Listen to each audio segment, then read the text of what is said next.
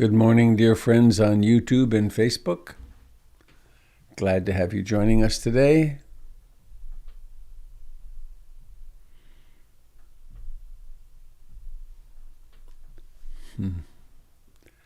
Good morning, dear Dharma friends. Didn't we just do this?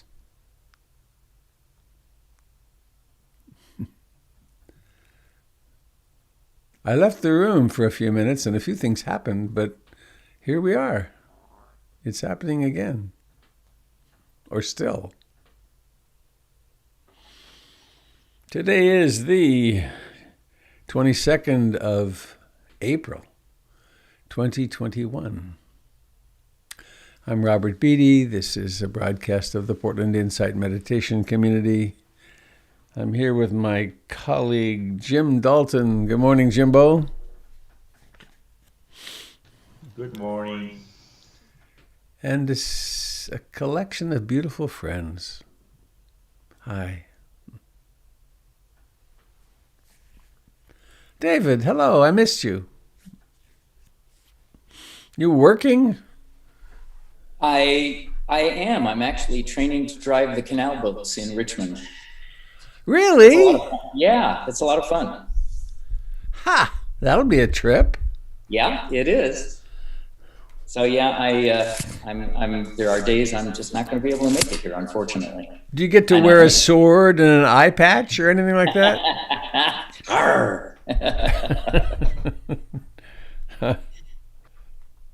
What a trip. I'm using my checklist now. Turn that on. Turn this on. I think there we go. That's done. Well, I have a lovely poem for us this morning. It's by someone called Morgan Farley.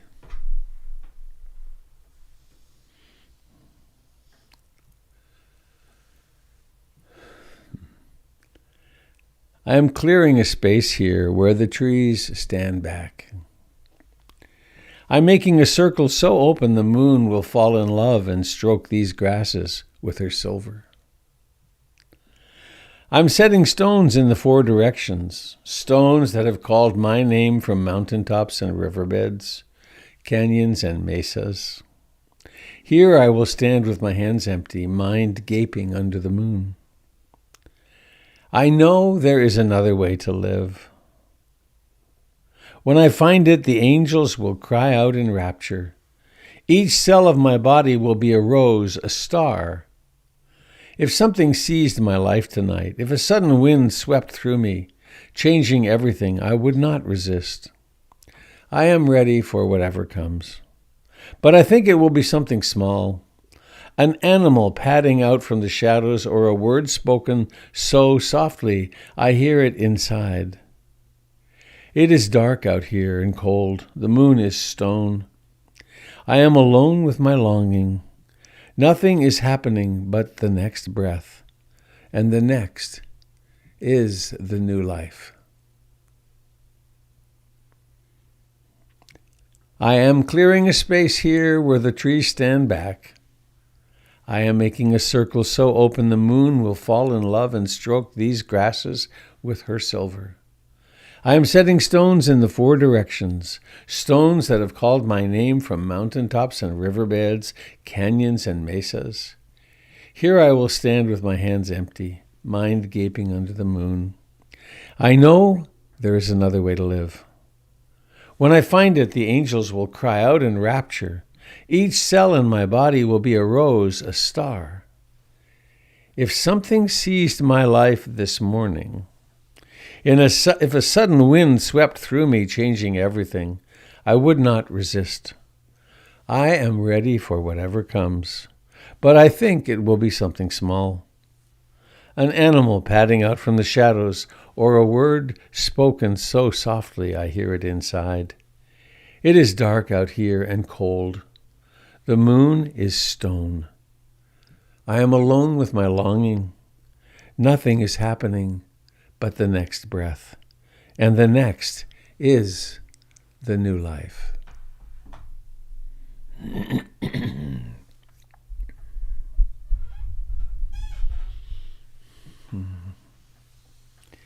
This breath, this moment,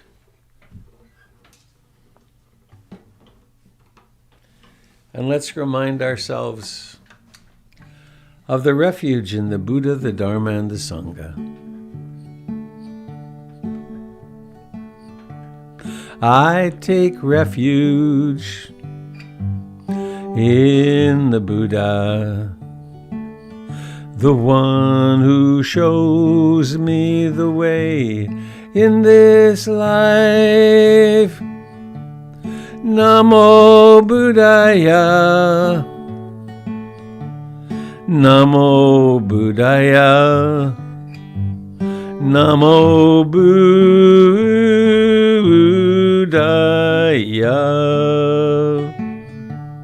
I take refuge in the Dharma, the way of understanding and love. Namo Dharmaya, Namo Dharmaya, Namo Dharmaya.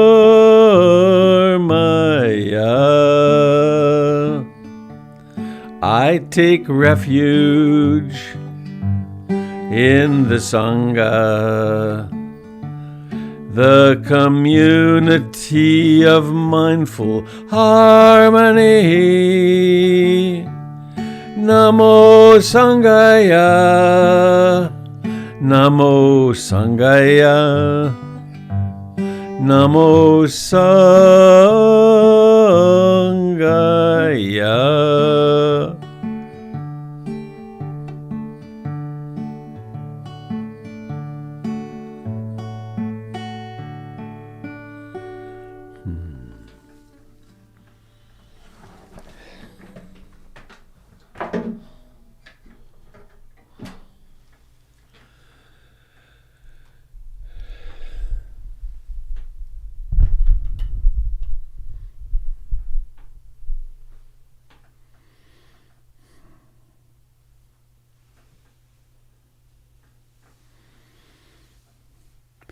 Something mysterious and remarkable is happening.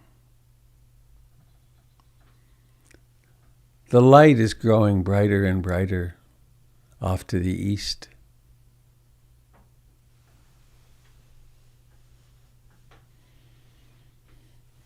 There are a few clouds this morning, not many.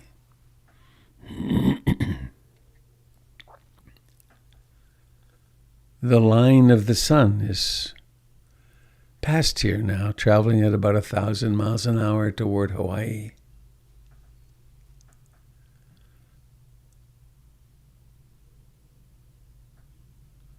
There's a body sitting here.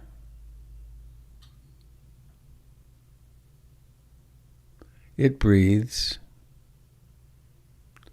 It digests. It monitors salinity and blood pressure and 10,000 other systems.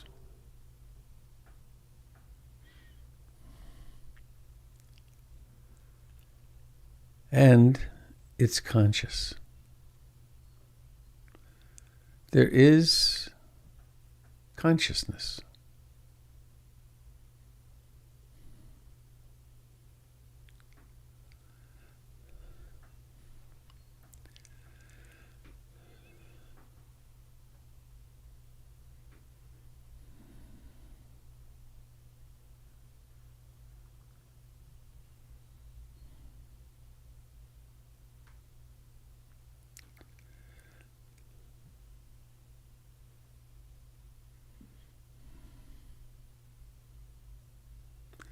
There may well be thoughts.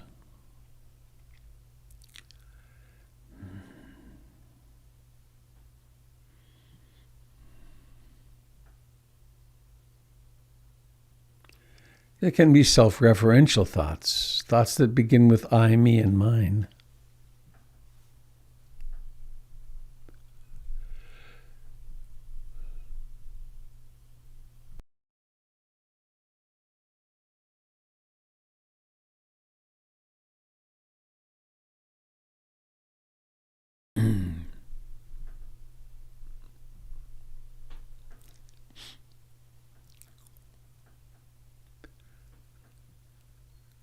We have quite a mission here in life.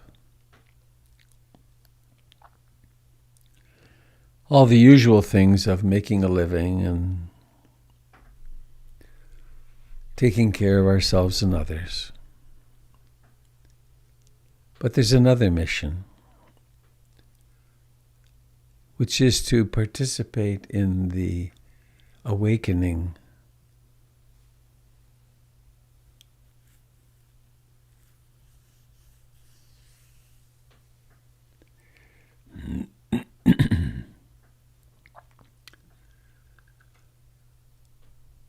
As Joanna Macy puts it, either we will awaken to our loving, compassionate humanity,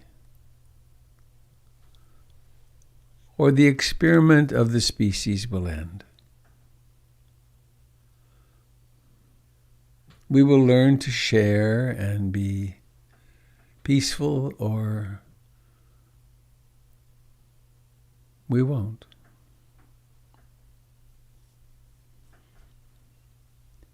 And this learning happens in the individual heart. It's not a collective phenomenon.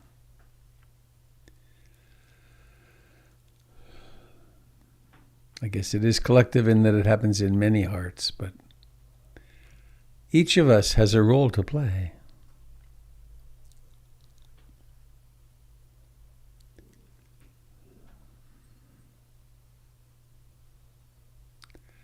So let us come home and awaken in this body, in this moment. Let us prepare our circle of stones.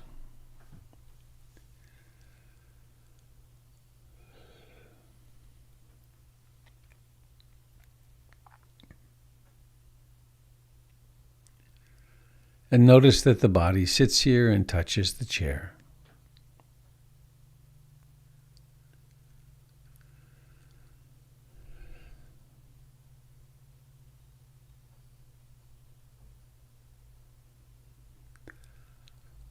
It breathes.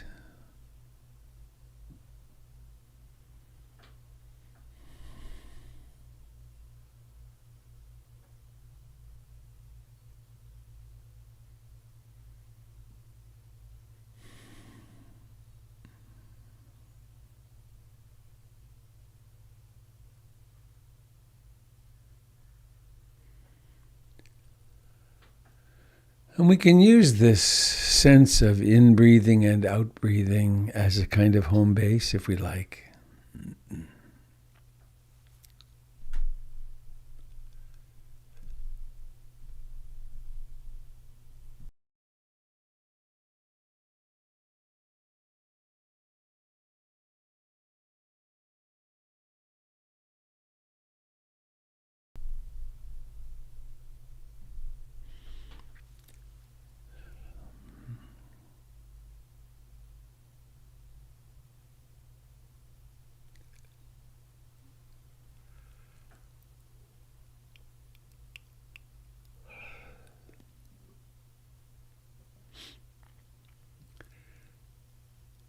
And what about this knowing, this awareness, this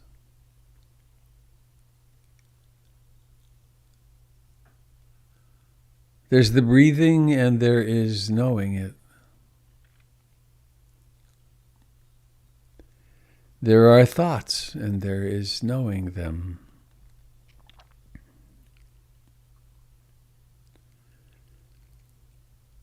The thoughts are objects of awareness.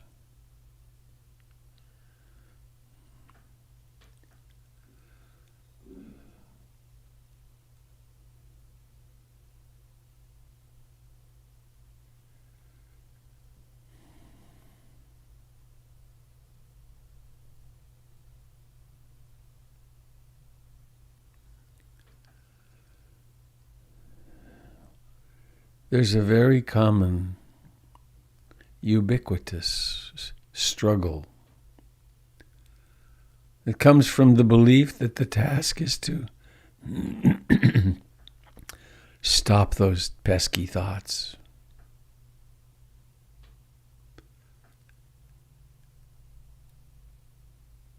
To get to a state of peaceful ease where everything's quiet. This is a battle we can give up. If there are thoughts, there are thoughts.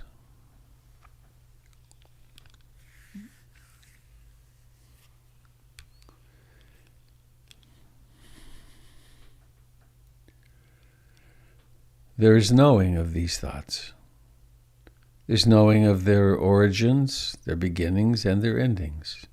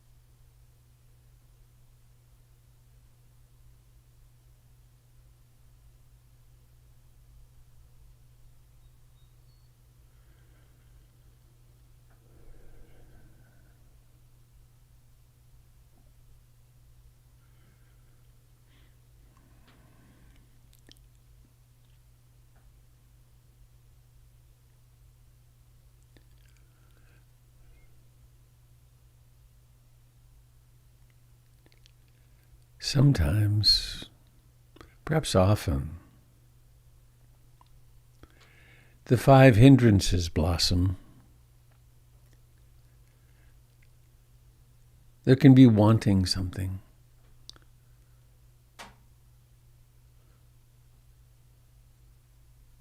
One of these hindrances can be wanting the meditation to be different. I want it to be like yesterday. Or aversion can arise, disliking, opposition to. Perhaps the mood or mental state this morning or this moment is unpleasant. And then a conditioned disliking of it can arise.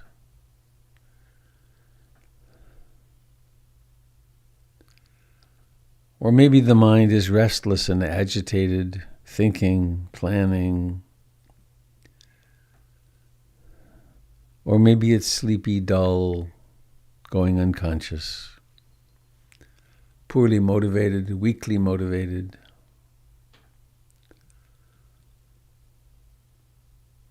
Or maybe it's doubting. Those moments of, does this work and why am I doing this?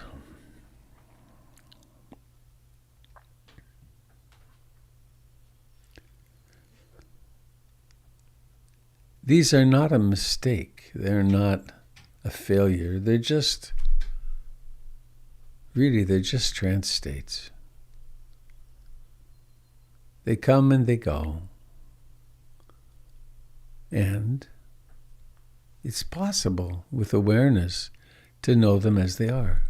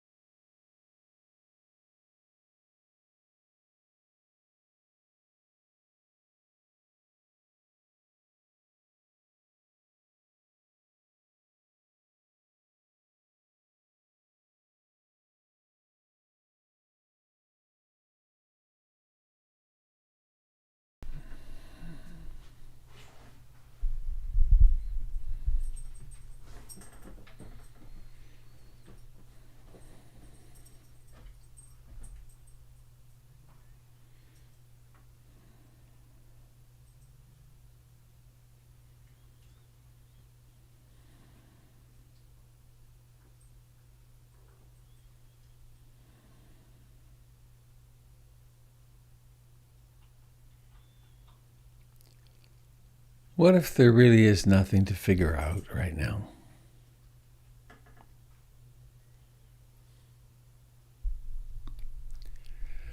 What if there really is no problem to solve right now?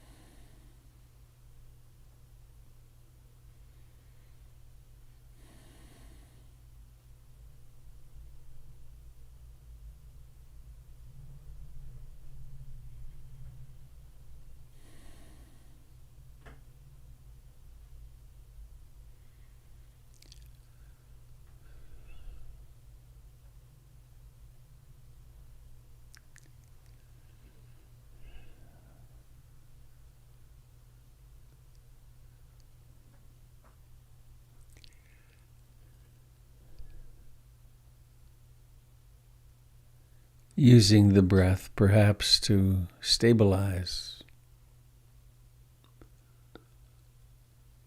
to land and be present with the whole breath from the beginning to the end.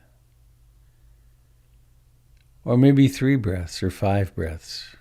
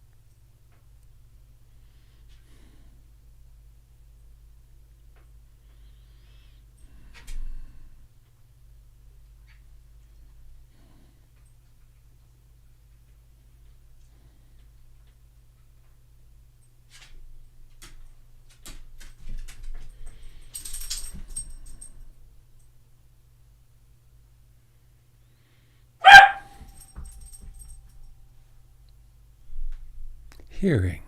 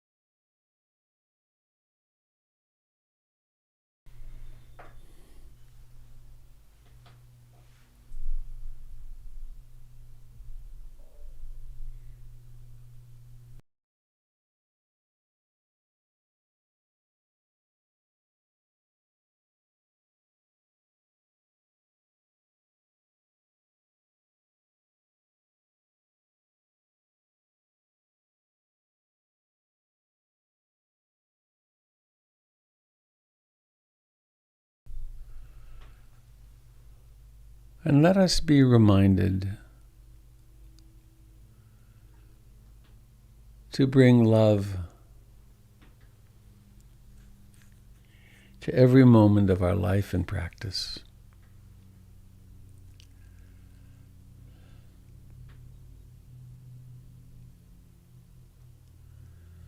I aspire to love and accept myself exactly as I am in this moment.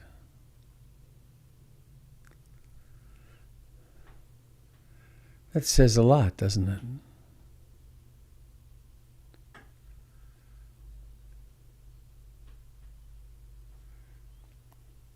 It's one thing to open to and accept pleasure and happiness and concentration, ease.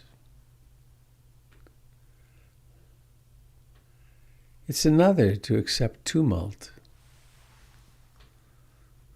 sadness, fear, obsession, depression, anxiety.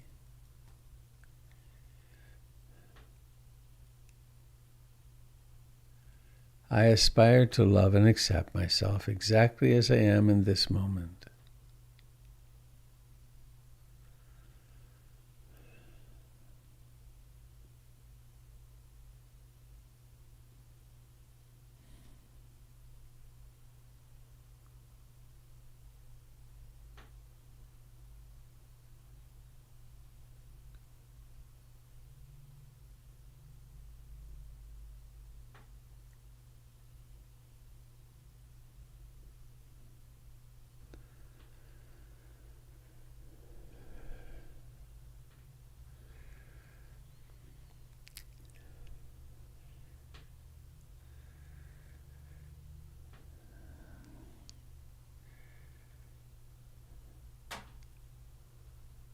As we are present for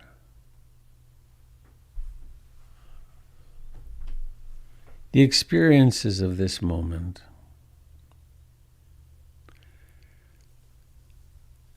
there are many ways that discomfort comes.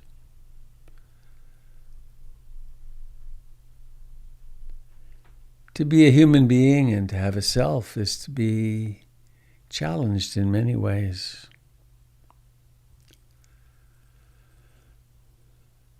And so we also bring compassion with an aspiration when there is suffering, when there's pain, when there's disappointment, when there's confusion,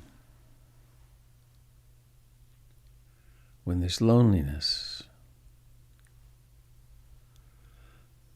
I aspire to not flinch, to not distract,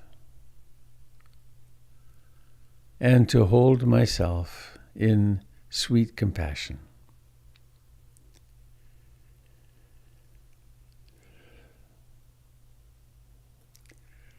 When my various imperfections emerge, I aspire to hold myself in sweet compassion.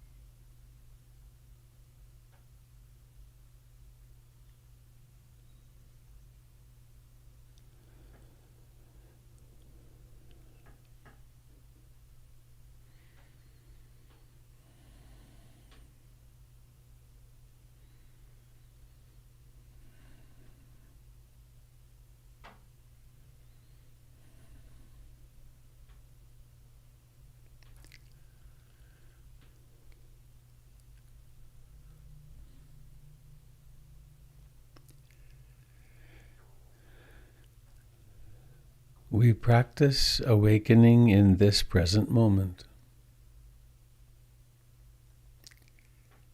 It's a very courageous task.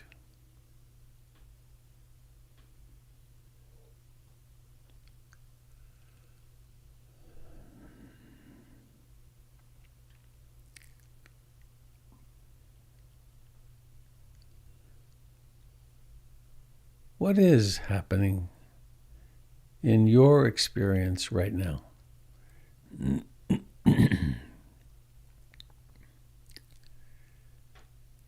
Is the mind quiet and at ease, or perhaps restless and ill at ease? Or perhaps it's restless and at ease. Restless and there's no struggle to have it not be restless.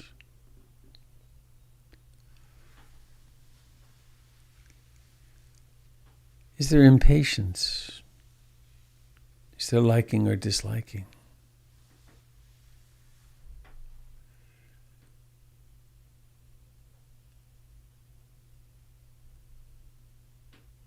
What is the stance that you're taking for or against the present moment right now?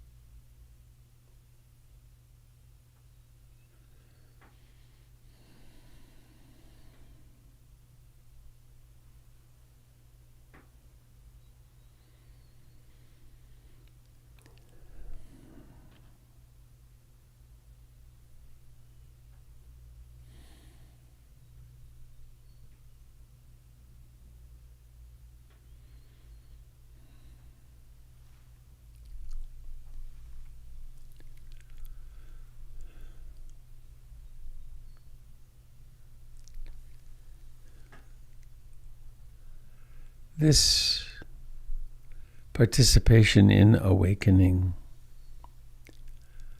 is something we can do in every life activity. In a little while, there'll be some time for sharing. Can you imagine listening and speaking while in a very relaxed way being aware?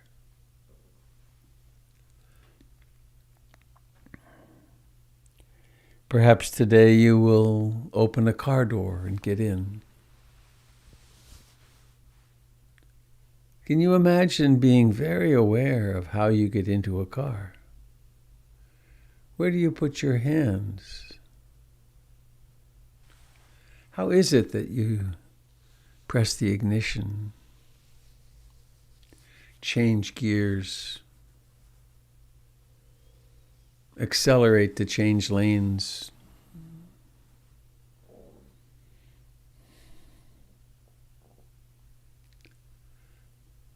Perhaps you'll step into a shower or a bath today.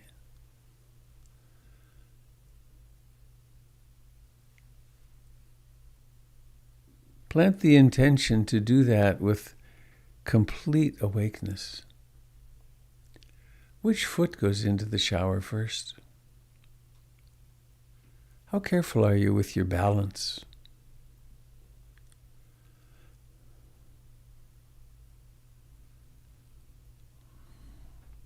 What thoughts arise when you see that there's too many or too few shampoos and soaps? How is it that you know whether the water is too hot or too cool?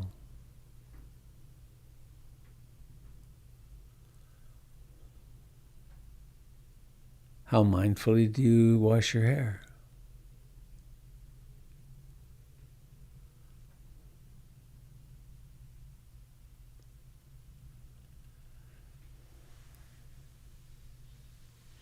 Probably you'll use a phone today. Which hand do you hold the phone in?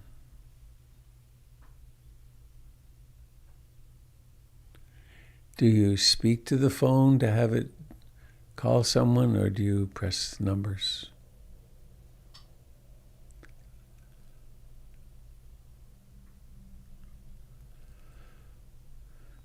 What occurs as the phone is ringing and you're attending or you're waiting?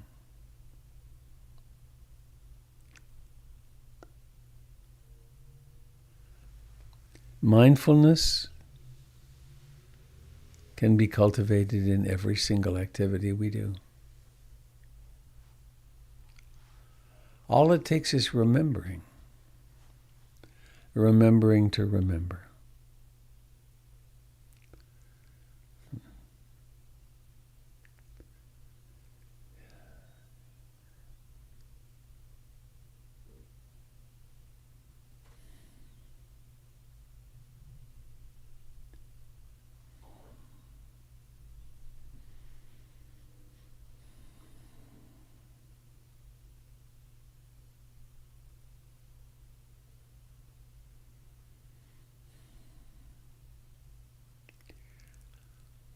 Please now let us notice the contact of the body with the chair,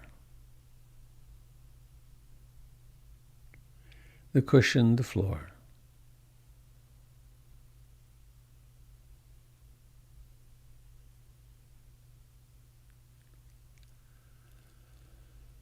Notice the contact of clothing with the body.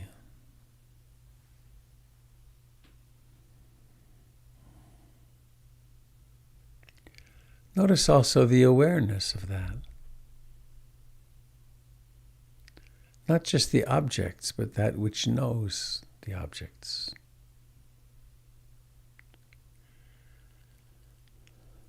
Notice the life in the neck and the jaw, the lips. Receive the wetness inside the mouth.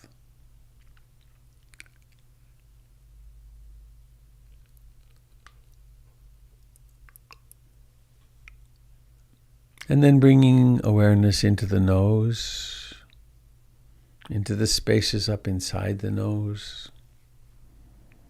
Feel the pressure of the air there, the movement of the air, the sensations. And then eyes.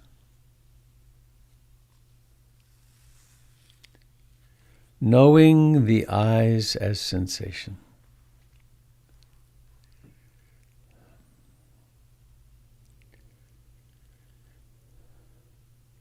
Thousands of times a day we blink. It's possible to become aware of blinking.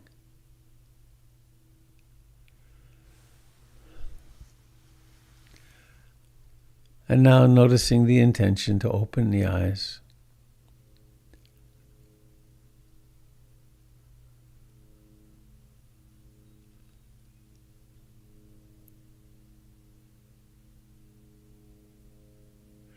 And then operationalizing this intention. How does that happen?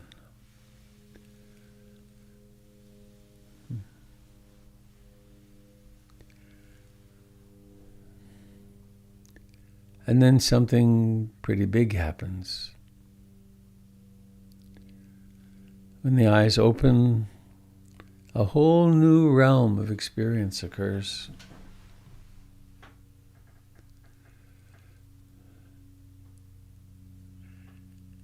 And if your sight is working well, there will be objects. In this case, screen, little postage stamps with people seeing. If that clarity of vision isn't occurring, there's still light. There's light and dark. There are forms.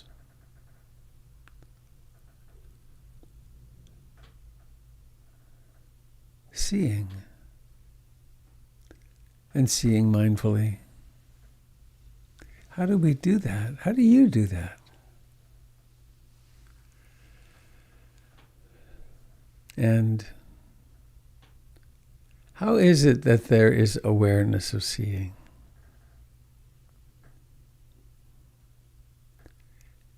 It's a miracle.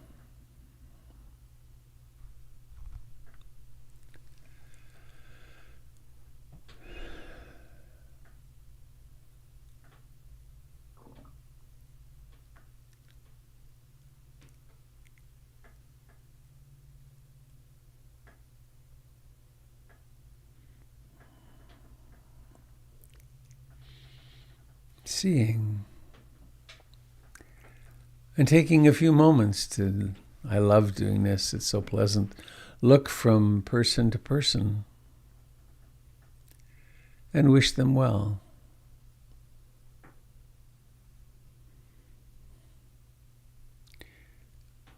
Wish David safety, that he runs no one over with his boat.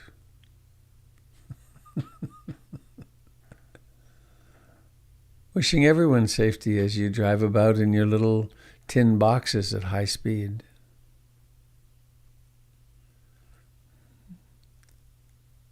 Wishing health for a long time. And may the achiness and problems of older age not gallop.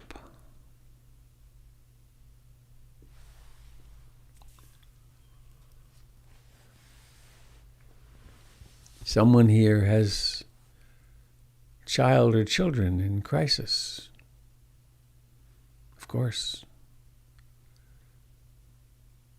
Holding each other, let us hold each other in love and compassion.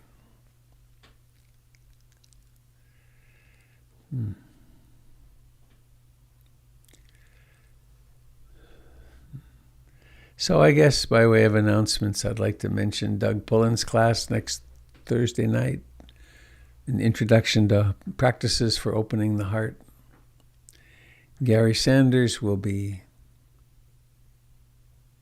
leading a day-long retreat on the first weekend of next month.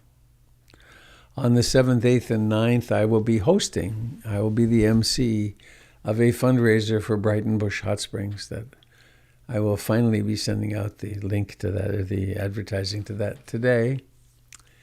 And you can find it on brightonbush.com. And the invitation is always open. The invitation to practice dana, the practice of relinquishing, of opening one's clenched, fearful hand, and of sharing. And you can support this broadcast and everything else that happens at PIMC by going to the website and going to the donate button. If you want to do the work of it, find this class or this gathering, and that helps with the bookkeeping. So, am I missing anything, Jimbo? No? Thanks. So, it's up to you now. Is there anything you'd like to share or speak? Someone is speaking. I have a question. Hello, thank Joy. You for the, hi, I finally felt comfortable to become visible. So, yay! It seems to me that we're in a reality that's fabricated, that's a dream world anyway. So what's the purpose of awakening into a dream world when we can provide pleasant distractions for ourselves? Isn't the awakening just a distraction too? Wow, what a great question. Well, I guess it comes from the hindrance of doubt. Uh-huh. I hear that.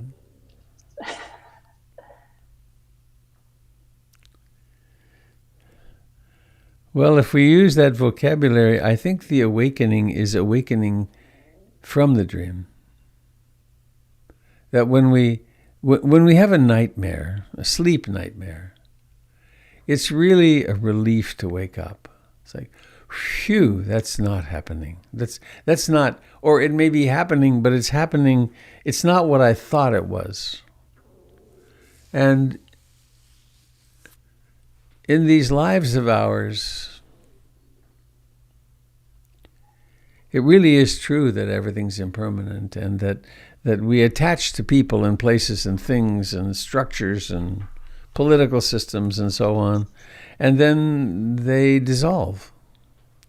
And we then suffer mightily. And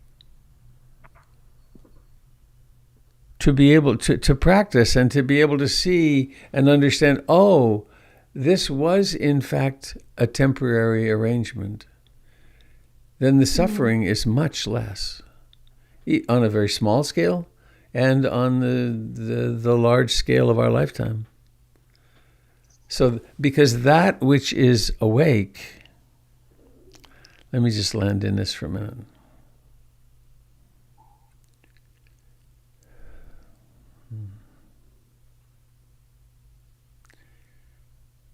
Maybe an example of this. Let's say something's going on with a person with whom you're in a relationship, or something difficult is happening, and one becomes completely embroiled in it. Right? You're taking it very seriously, and there's lots of stories about it, and there's emotions about it, and maybe one acts in ways that creates more suffering. And so we get into the whole ball of wax, and then that mysterious capacity of awareness occurs, and instead of being in that ball of wax of those thoughts and feelings and struggle, one is that which knows them. And that's sweet relief, because we don't have to take every thought, or we don't have to take our favorite torturous thoughts as though they were the truth. Is that making sense?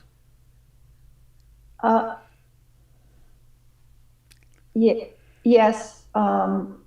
It's complicated, isn't it? The dreams within dreams. It's complicated, except in the moments when we're awake and we realize, oh, it's just thoughts. In which case, it's not. It's kind of like, it's complicated like gravity. It's like it's always there. I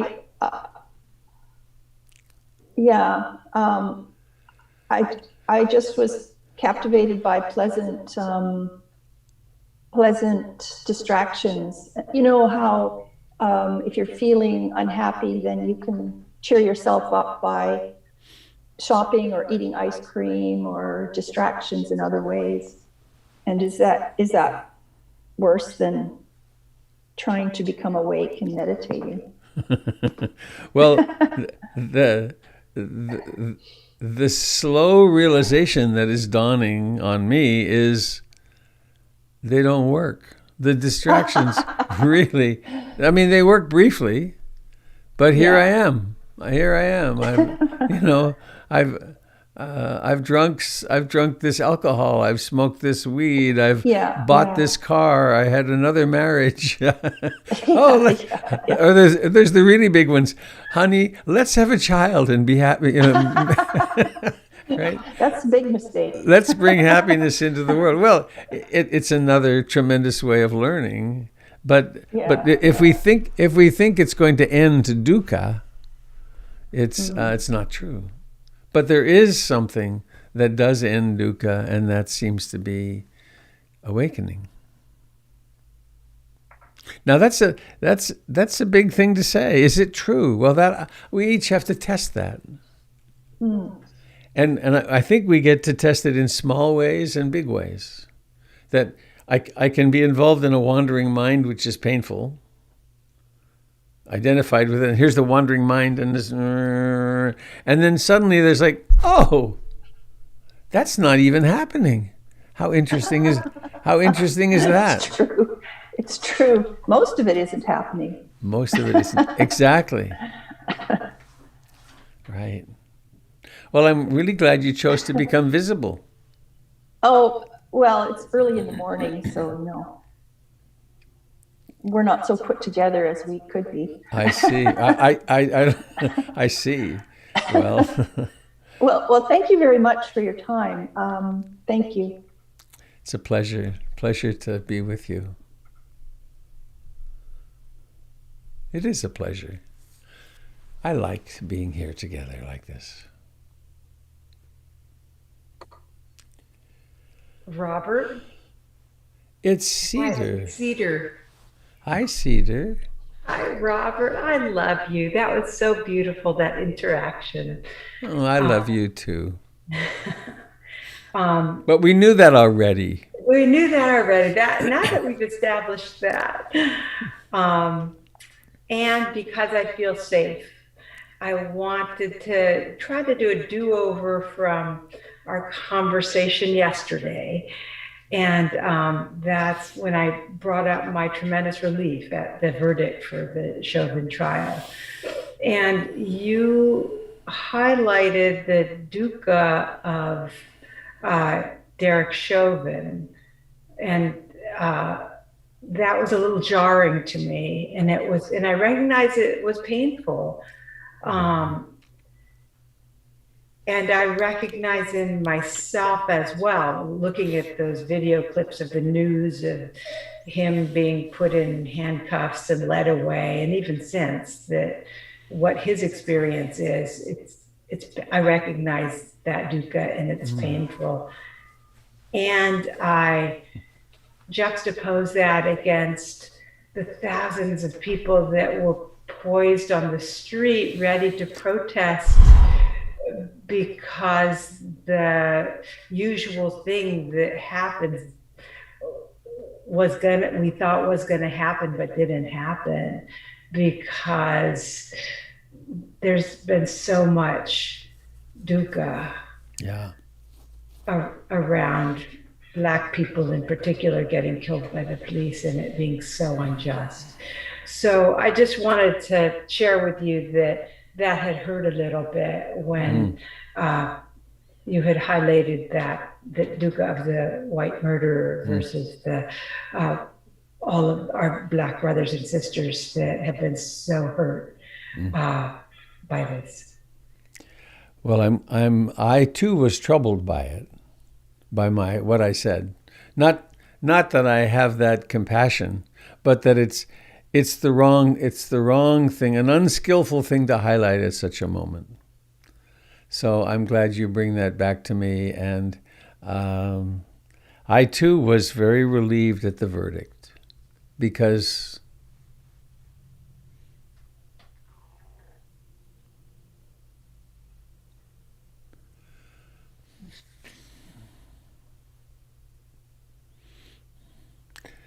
I don't know that you were around in my teaching when I came back from New Orleans a few years ago, and Jennifer and I went to see the Whitney plantation.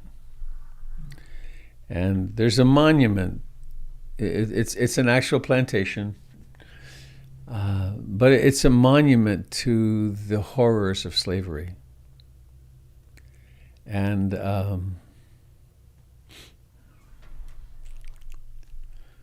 it was mind-boggling for me. There are walls there with the names of enslaved people from that era. And I think there's 350,000 names on those walls. And it brought it all to be real for me. It's like this really happened with real people. And so I got interested in reading. And the truth was that I was, and probably still am, monumentally ignorant of the horrors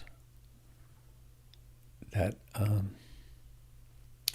were and are true, and the experience of our Black and brown friends on the basis of something as trivial as skin color. It's really beyond imagining. And so I didn't like my response. I do appreciate the fact that I have compassion for this ignorant, probably psychopathic. I think Derek Chauvin is a very sick man in a very sick system, and And now he's going to suffer a lot. And that's the way our system works. And what else could we possibly do? But I was relieved. And who knows how much difference this will make. There is going to be the Justice Department investigation into the Minneapolis Police Department. That's good. Police Department, that's really good. So there's movements afoot to do something. But I apologize for my unskillful comment. Wrong moment to bring that up. Thank you so much. Yeah. I mean, as they've been saying in the news, well,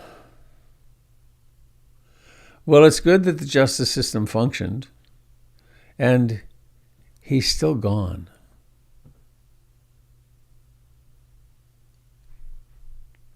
My brother is gone. His brother was speaking, and there are parents whose son was killed by the police. And there have been more killings since the verdict. The violence in this country is stunning, and the anti-black violence, well, actually the anti-persons of color violence is humongous.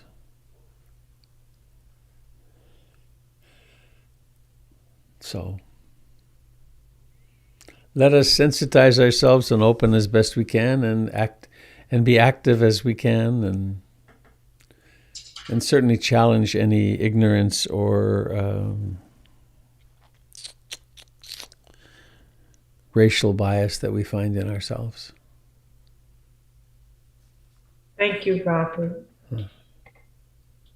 Robert, I'm kind of dealing with the same thing on a larger scale, and going back to refuge, where to take refuge on this, because the verdict was an important thing, but in terms of the overall problem, it's that it has to be such an important thing right now. I woke up to news this morning that the Florida legislature has enacted, or is close to, and I think actually DeSantis signed it, legislation prohibiting protests and actually immunizing drivers of vehicles who drive into people in protests. I mean, it's just gobsmacking. And it makes the verdict almost trivial by comparison to the problem.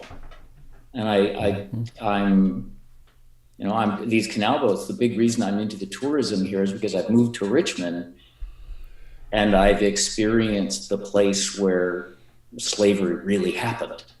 Mm-hmm. And the remnants of it are real here. And there were 69 slave traders here at the start of the Civil War. This was the second busiest node in the slave trade, second to New Orleans, and it's here. And I'm immersing myself in that. And a part of my tour spiel is very much to highlight slavery, even though I'm cautioned not to. But it doesn't stop. And that's kind of, I'm letting my overwhelmed little kid, get overwhelmed, but I'm trying to find a place to be in all of this. And trying to take refuge in the Robert or the Buddha or whomever. And I'm having trouble with that.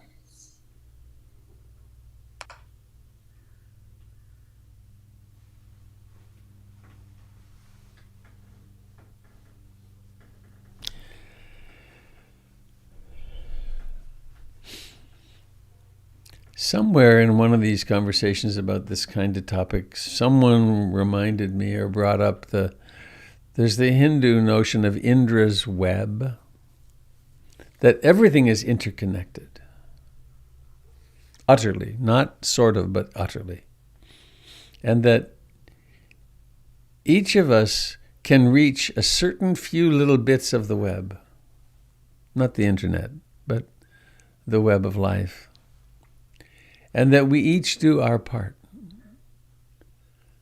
and that we remove greed, hatred, and ignorance from the universe, from the world, through our own practice.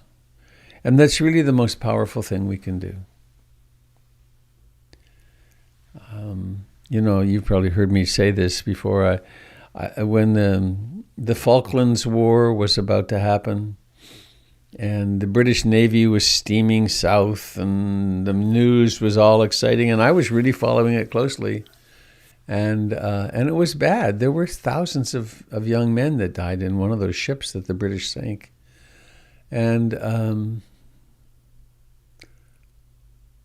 I went to see Ruth Dennison, and soon after I got there, I was very much focused on this news. And I said, "What do you think about the war?" And she said, "What war?" And I said, "Well, I explained the Malvinas and this and that, and she said, "Oh, darling, I don't pay attention to that.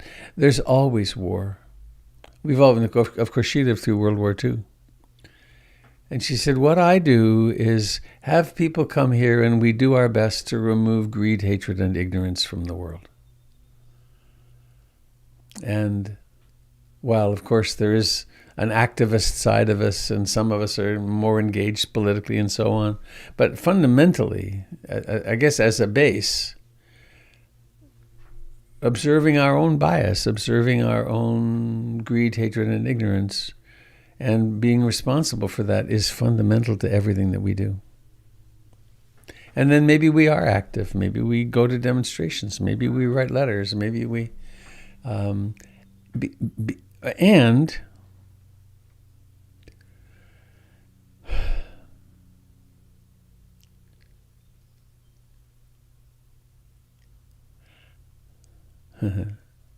I feel cautious.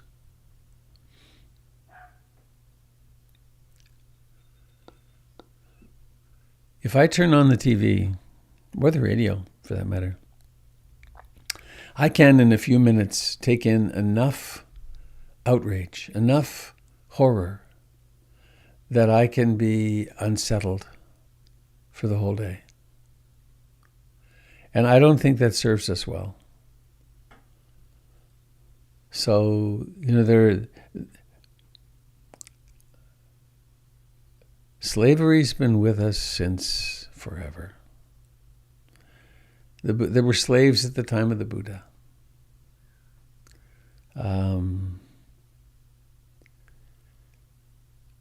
So I believe it's time, and we do what we can. And this is the part I'm hesitant to say. It's interesting. I don't think living in outrage and overwhelm is skillful. So sometimes, you'll be you'll be relating to your wife or doing your job, and it really makes sense to be there in the present moment and be at ease and be loving and to cherish the moment that's in front of us. I know I drove way back in 1974. After traveling around the world for 5 years, I did a master's in environmental studies because I had seen in 1973, 2 and 1, and that the world was ecosystems around the world were in collapse. And they continue to be in collapse, accelerating. And my friends and I made ourselves incredibly depressed because we swam around in that truth all the time and talked about it all the time. And there just wasn't, well, we drank and smoked weed. We tried to get relief that way. But it doesn't help us to stay continuously agitated about it. Now, there are those of an activist orientation who would be offended by that. It's like, it's so bad we have to cherish our outrage and act. And that I don't land there. I want to touch it enough that I'm motivated to act. But I also want to cultivate a mind and a livingness which has some tranquility and ease, and that I can, in fact, be attentive to subtle layers of consciousness. Because if I'm in fight-flight, I can't, there's no way.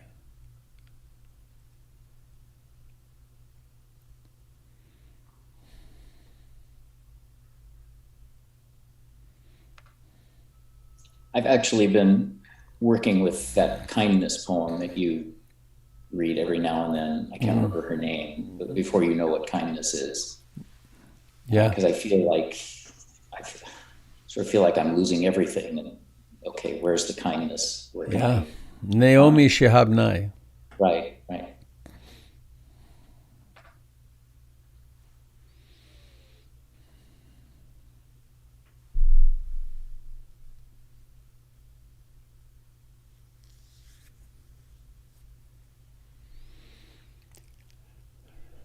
Rabbi? It's Tim. I think there's no contradiction between working against unkindness in the world, working against injustice, and keeping yourself clear and present and taking good care of yourself. There's a perceived contradiction, and I think that it's a mistake. If you have any intention of doing this work for any length of time, there's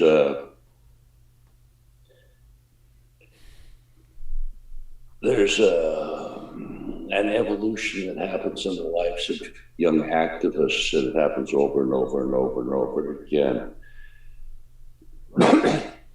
in which they perceive for the first time to really perceive outrageous horror and injustice, are outraged and horrified, throw themselves into the struggle, burn themselves out, and quit. Often a period of 5 years. And then there's people who do it for their whole lives. And one of the big differences is that the ones that do it for their whole lives find and maintain a perspective and a way to take care of themselves. There's an artificial contradiction that a lot of us struggle with there. It's a paradox. A paradox. Both sides are true. Yeah, or both sides are false, and there's something that you put the two of them, you step past, you get past them. Good. Something that actually is true. I've known people that were, 80, 90 years old that have fought in the labor movement since they were teenagers. And they didn't do that by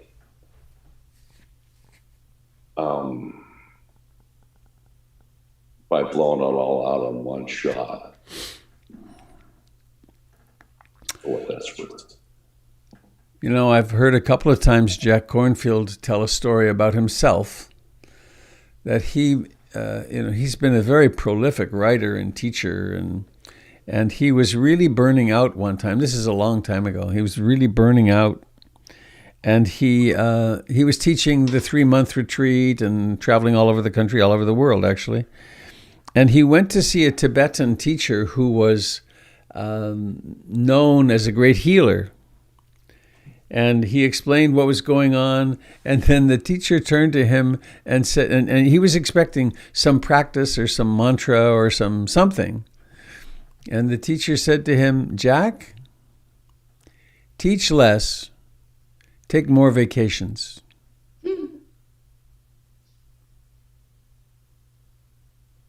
Because he was beyond his design limits. If we go beyond our design limits, we get into fight, flight, and we become nasty and greedy and desperate, and we can't be loving because we're getting too much. So then, we could criticize that, but the circumstances are so dire. The circumstances have always been so dire, and they always will be.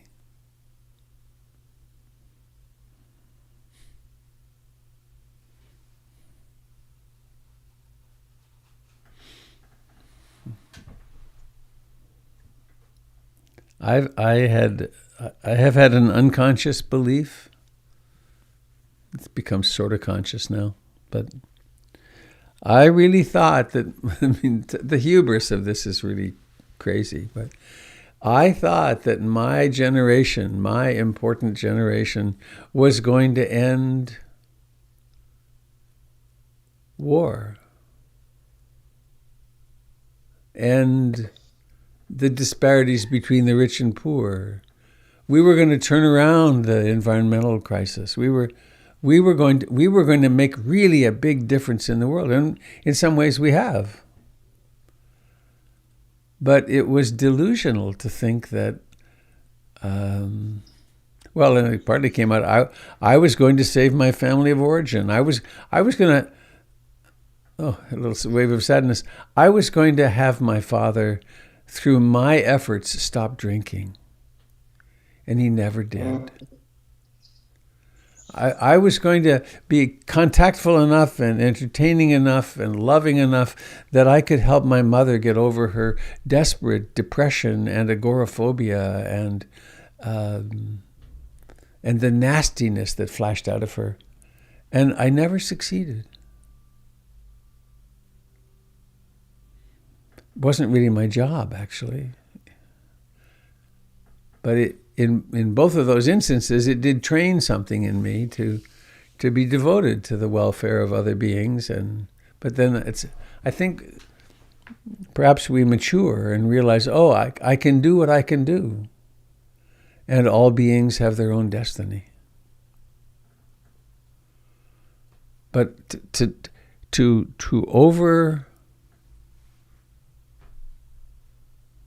I can lose contact with the roots of my own healing and my own consciousness through over-engagement.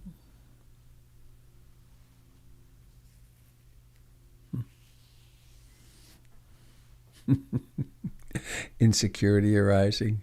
I don't know who it is inside. It's like, oh boy, you're going out on a limb here.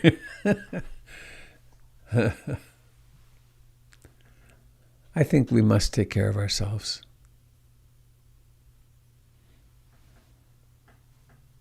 Since we are the instrument through which action happens.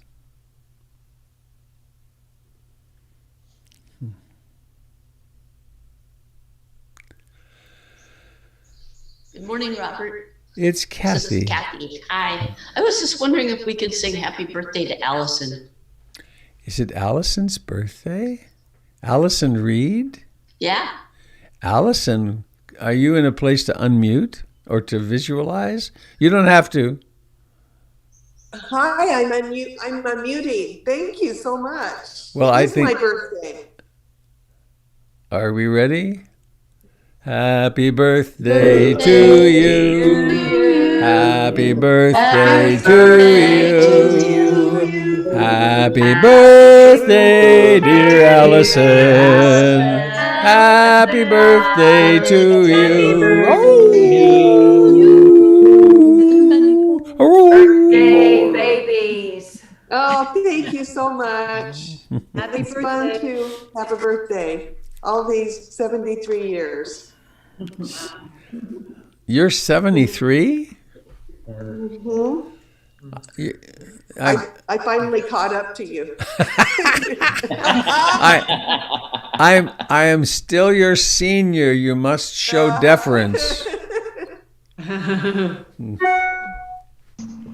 Imagine being 73 years old. What a strange thing. Who knew?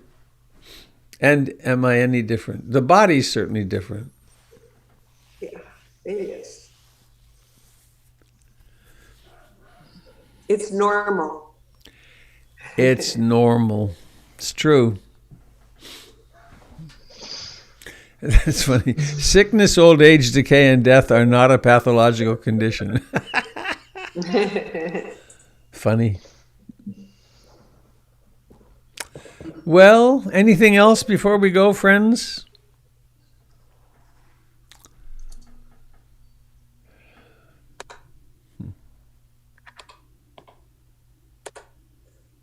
I think I just want to say I'm very grateful for the Dharma and for this these morning times that we have had together for over a year. It's meant a lot to me, and it's enriched my practice. And all of you have enriched my practice, so thank you. Thank you, dear Allison.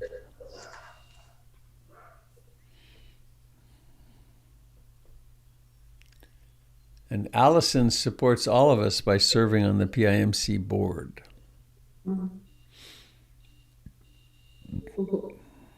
Robert, it's Tamara. Tamara. Hello, Hi. my dear.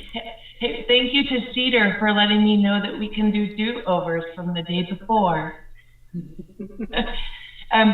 I just wanted to say, when I said to yesterday that we were all looking at you when you were talking about the chicken neck. You're breaking up. I couldn't remember? understand. I couldn't understand you. Your signal broke up for a moment. Is there no? Can't hear you. You know what you might try? Did it break up? Try turning off your video for a moment, and because your signal might be much better. How do I do that? Uh, Stop video? Yeah. Okay, try Can that. you hear? Is that better? I think so. Am I coming through clear? Absolutely clear. Okay, great. Thank you, Robert. You're so good at the computer. When I said yesterday, when you were talking about the chicken neck, and you said that you were the one that had to look at it, and I told you, no, we are all looking at it. It made me sad because that came across as a little cold-hearted. But what I was actually referring to was Richard Lang that came to speak at the Dharma Center that time. Right. That's what I was actually referring to. And I just wanted to make sure that you knew that. And also that, as we can all attest to, these Zooms and all these technological machines are so horrible for lighting. And being that aging is one of the things that we have to deal with, and here we are dealing with it here together in this Sangha, you know. It's just, it matters to us. So you are very especially lovely man inside and out, and you always will be. And that matters to us all, you know, that matters, even though we're supposed to be non-self, I know, but it does matter. It's kind of a gut punch, you know, sometimes we have to take a big gulp and keep going. So that's all I wanted to say. So, and thank you everybody for everything you said today. It's just, we have to just keep on fighting and always find clear-headed ways to move forward and not overdo it to where we can't think clearly, but not just ignore what's going on either. So anyway, thank you, Robert, and everybody. Thank you, Tamara. Yeah. I'm going to put my video back on. Okay. I like your ribbon. All right, thank you, Carmen Miranda.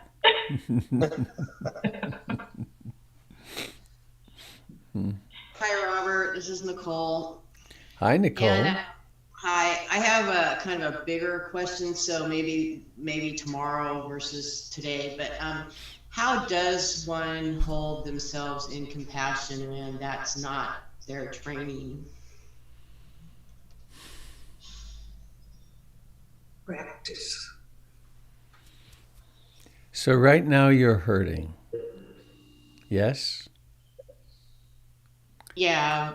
Can you pause and accept the fact that you're hurting, and your hurting is worthy of paying attention to?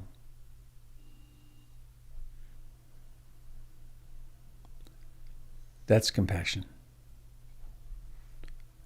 You're as worthy as any other person on the planet ever in this moment to pause and hold yourself kindly. And it doesn't mean it goes away. It doesn't mean you fix it. What it does mean is you don't have to get rid of it. There's not something wrong with it. There's not something wrong with you because you're hurting.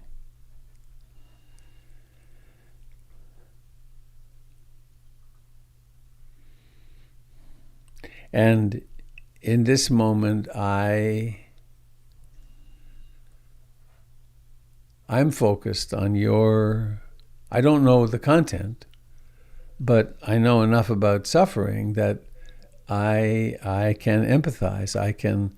I can pause in my activity to validate, yep, you're really hurting. And there's all these other people who are similarly paused. They're not paused, they're in the present moment with your suffering. And that's compassion. The Buddha spoke of compassion as the sensitive heart's trembling when faced with suffering.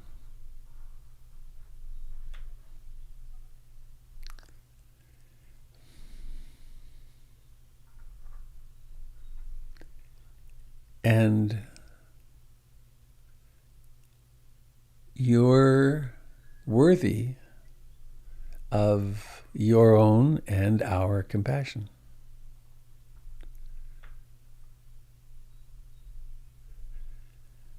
And my guess is, of course, you weren't trained that your suffering was worth stopping for or pausing for or paying attention to. And that, that kind of stuff happens in the first few years.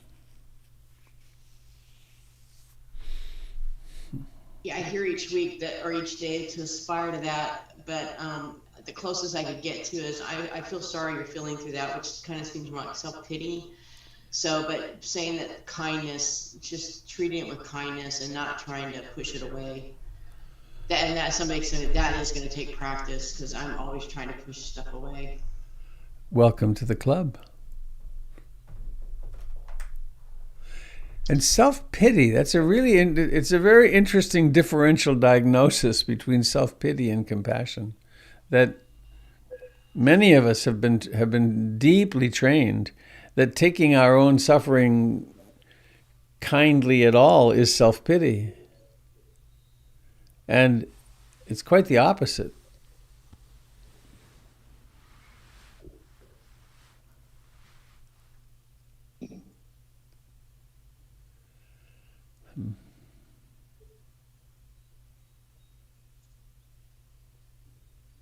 Robert, I'm sorry to drop this at the end of the session, but something just crystallized for me, and I wasn't here yesterday to hear what you said, but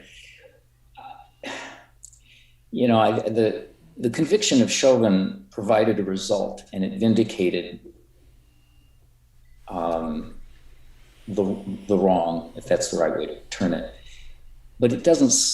But the problem isn't solved by removing one man and putting him away in a lockbox for the rest of his life. The problem with Derek Chauvin is he's got a shriveled heart, and the legislators in Florida have a shriveled heart, and that the solution to the problem is to unshrivel hearts.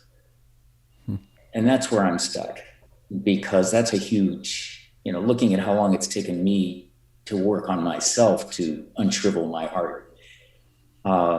It's humbling to look at this world of shriveled hearts, and I guess it comes back to you unshrivel your heart, and then you work with the hearts around you. But it's a huge problem that, the problem's not going to go away until we start unshriveling hearts, not by beating people up and locking them away. And that's kind of what crystallized for me here. And David, look at how beautifully you have worked at unshriveling your heart over decades. And the way that you impact your wife and daughter and the world, and the way we are doing that with each other here in these mornings, that we're really doing the most important work we can do. So I think that's well put, and our job really isn't to heal the world; it's to heal ourselves and the people that we come in contact with. And even that puts it wrong. Our job is really to heal ourselves, and the healing happens around us. As I mentioned earlier, I tried my whole life to heal my father and mother, and I failed. It wasn't my job.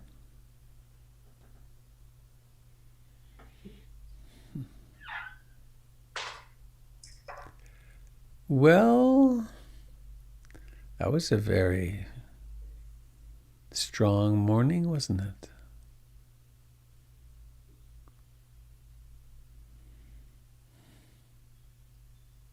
Is it possible to say one more thing? I know we're at the end. Absolutely, don't hurry.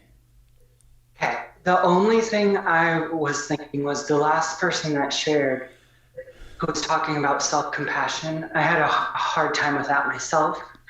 And the teaching, which I've heard you teach, and I just heard last night or yesterday, Jack Cornfield saying, because I was listening to a podcast of his, is the practice where we see ourselves as the small child that's hurting, and then we see ourselves as the adult, and we're able to realize that both we're the person getting the love from ourselves and giving it to ourselves is the most basic and regular practice that in my personal life has helped me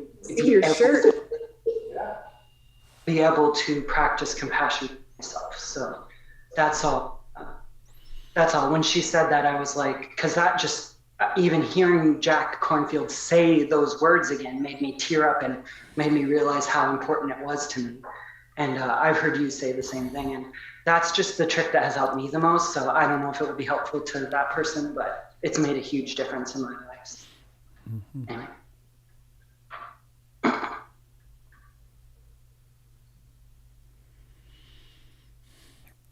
Thanks, Eric.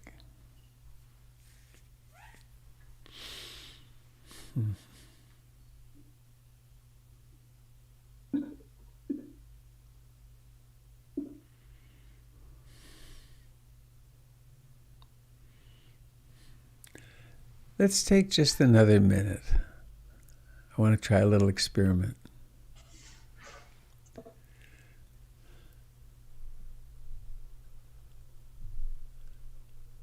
Look around this screen, and you see adults.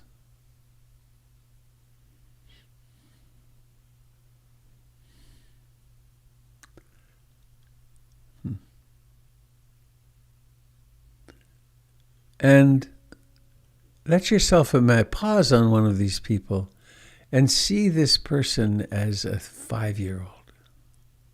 Imagine them as a 5-year-old. And I don't visualize tremendously. Some people visualize really easily, but you don't need to see it, but just remember this person.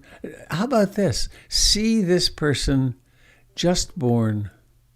They're still covered in vernix, right? That white, greasy substance. And they've just entered the journey. They're just out. And they're crying because they need to cry, breathe, get their lungs working. And then remember that they've come into a complicated circumstance. Maybe they were wanted or not wanted. Or maybe their mother died soon after childbirth, or maybe there isn't enough money, or maybe they have bad allergies, or you feel the change? Maybe they have bullies in their life. Or maybe they're in the military and their parents, they move every year and they make friends and then they have to leave again. Or maybe they finally get a pet and the pet is, they really bond with the pet and then the pet gets run over. Now there's also positive, amazing things that happen, but every person on this screen has been through incredible losses.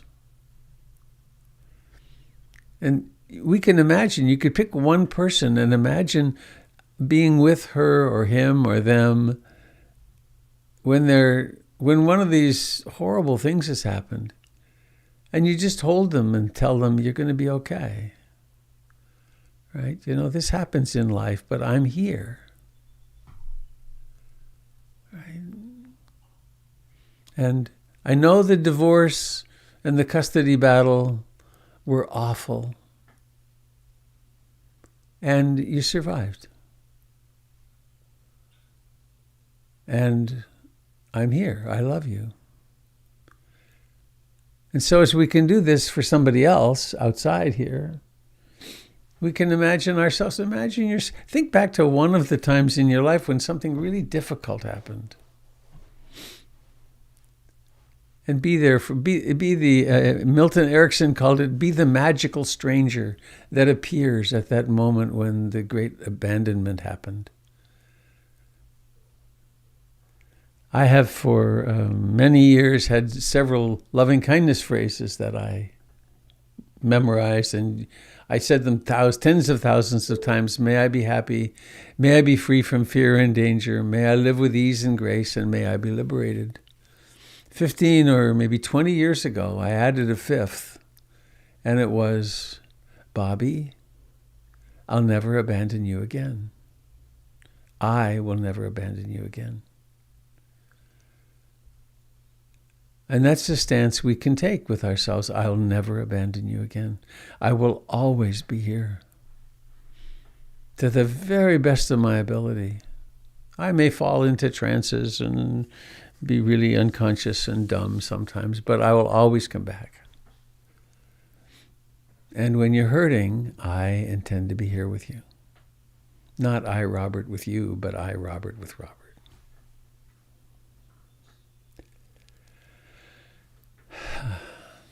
So,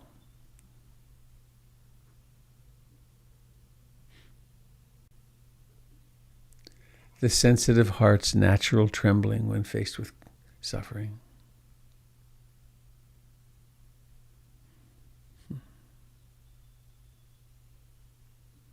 And so we feel it. We feel the softness that comes from recognizing our vulnerability.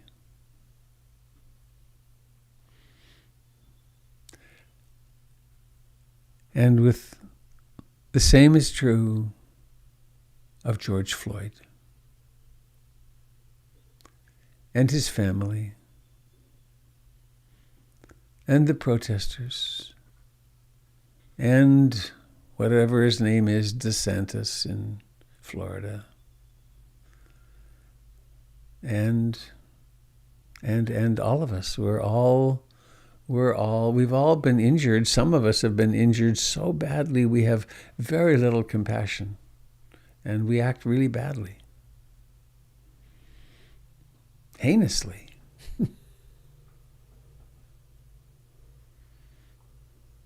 So let us sing our way out of here. Is the Molly around? Yay. Twice in one day, huh? This is cool. So whenever you're ready to unmute, oh, you are unmuted. No, you're not. There you go. You ready, Molly?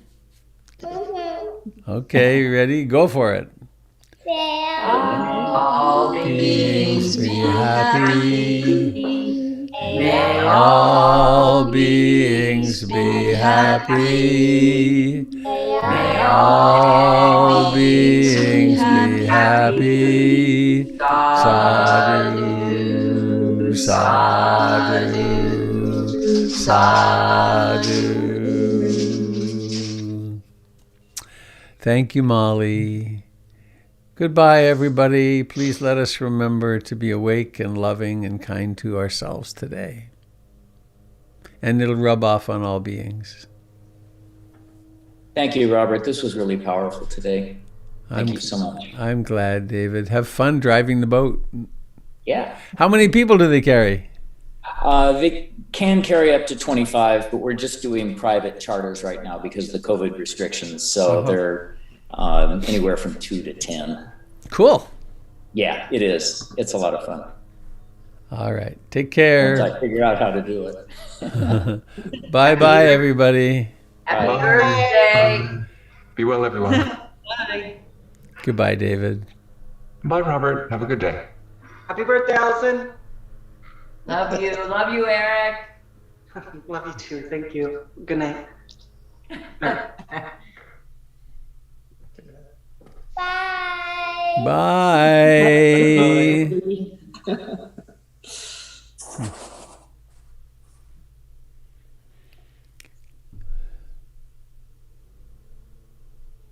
Goodbye, dear friends on Facebook and YouTube.